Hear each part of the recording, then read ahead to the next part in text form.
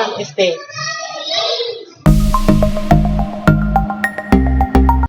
Selamat datang di Bincang Santai Statistik.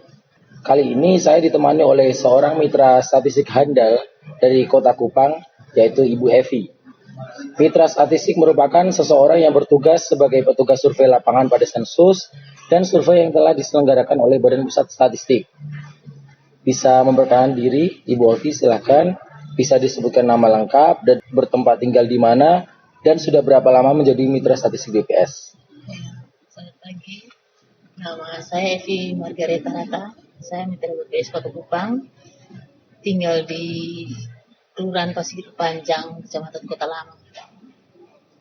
Mitra BPS sudah sekitar 16 tahun. 16 tahun ya. 16 atau 17 tahun.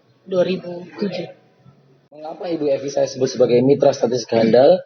Karena beliau merupakan mitra statistik yang sudah memiliki jam terbang lapangan yang tinggi, serta sudah memiliki pengalaman sebagai pencacah lapangan atau PCL, pengawas lapangan atau PML, maupun sebagai KOSEKA atau koordinator sensus kecamatan.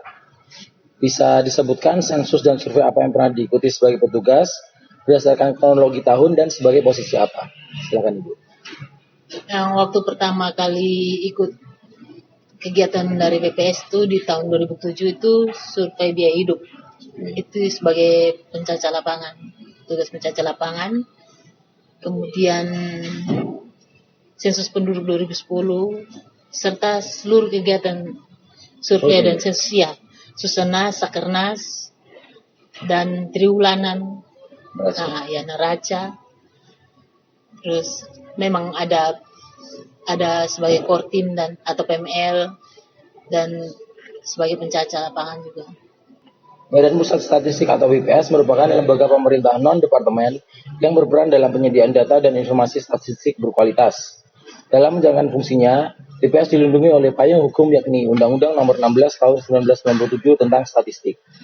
Banyak survei dan sensus yang dilaksanakan BPS dalam upaya penyediaan data. Oleh karena itu, BPS membutuhkan mitra kerja dalam menjalankan fungsi dan tugasnya yang dituntut bekerja secara cepat dan akurat dalam proses pengumpulan data.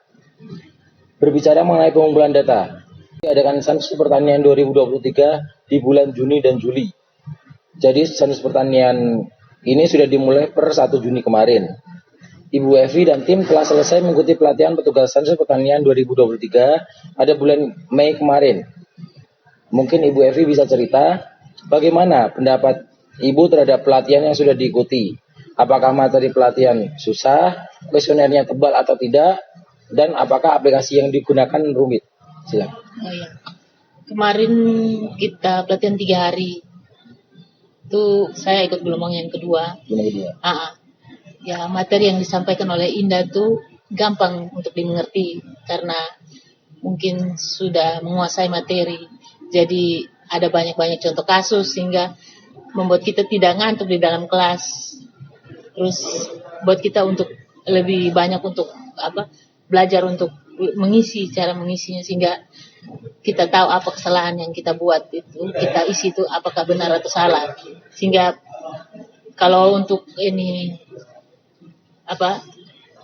yang kuesionernya itu tidak terlalu banyak, cuman nanti di aplikasinya itu yang agak sedikit rumit buat kami yang mungkin di bagian di kota kan menggunakan KEPI.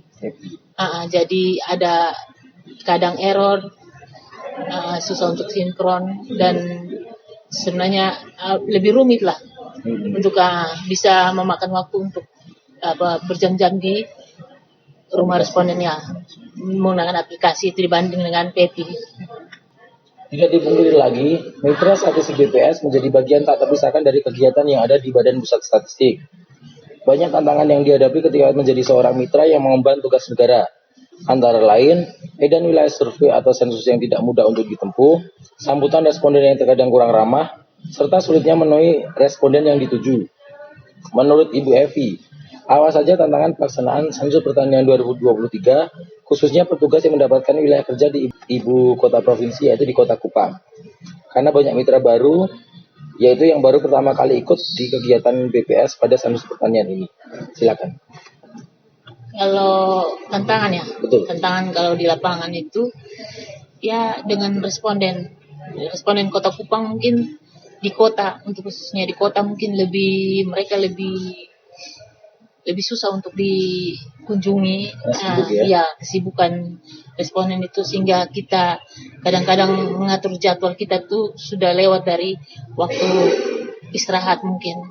Kadang sampai malam untuk bisa bertemu dengan mereka.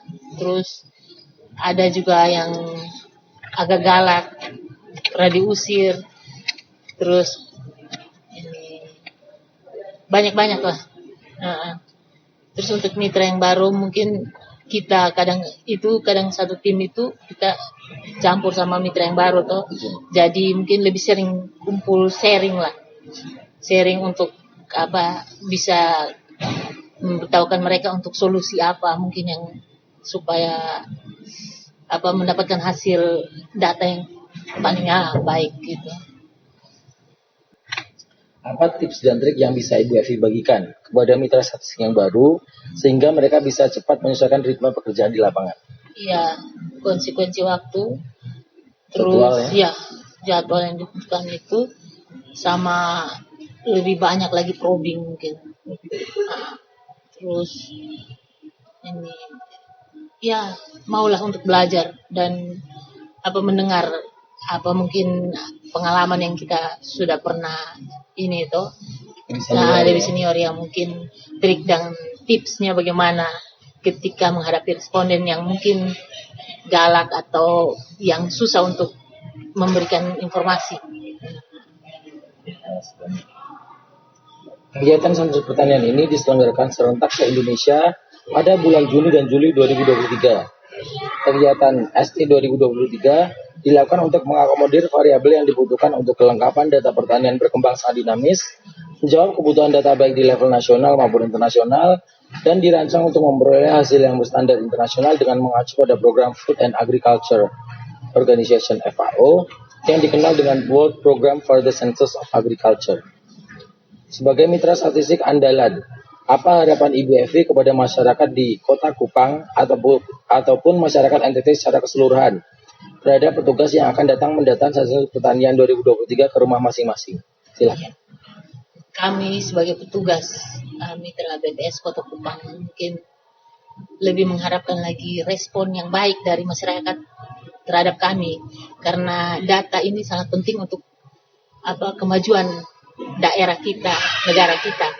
Jadi kalau bisa memberikan data yang sejujur-jujurnya dan seakurnya tugas dengan baik mungkin. Karena mungkin nanti data itu dipakai untuk kebijakan pemerintah untuk daerah kita sendiri ya. Ya, gitu saja Mas. Terima kasih. Baik, terima kasih banyak Ibu Evi telah bergabung di acara Bincang Santai Statistik kali ini. Banyak cerita di balik goresan data yang tersaji. Dibutuhkan sinergi dan kolaborasi dari semua pihak dalam mewujudkan data yang berkualitas untuk Indonesia maju. Sektor pertanian, kehutanan, dan perikanan di Provinsi NTT merupakan sektor yang memiliki andil terbesar terhadap perekonomian, yaitu sebesar 29,6% pada tahun 2022. Dalam nominal rupiah atas dasar harga berlaku, nilai tambahnya sebesar 35 triliun. Sangat penting peran sensus pertanian 2023 dalam perekonomian di Pulau Timor, Provinsi NTT, maupun Indonesia. Jadi tunggu kedatangan petugas sensus kami ke rumah Anda dan berikan jawaban yang apa adanya sesuai dengan kenyataan di rumah tangga. Sekian dan terima kasih. Sampai jumpa di Bincang Santai Statistik episode berikutnya. Sebutkan 2 sensus atau survei yang paling susah berdasarkan pengalaman saat ini. Alasannya mengapa? Senas pertama. Karena mungkin kita lebih ingin mencari tahu kesehatan, kayak kehidupan pribadinya mereka gitu, mencari tahu. Dan yang kedua mungkin SPAW. Ya, karena mungkin itu perusahaan lagi, mungkin. Ceritakan 2 kejadian unik yang pernah dialami di lapangan.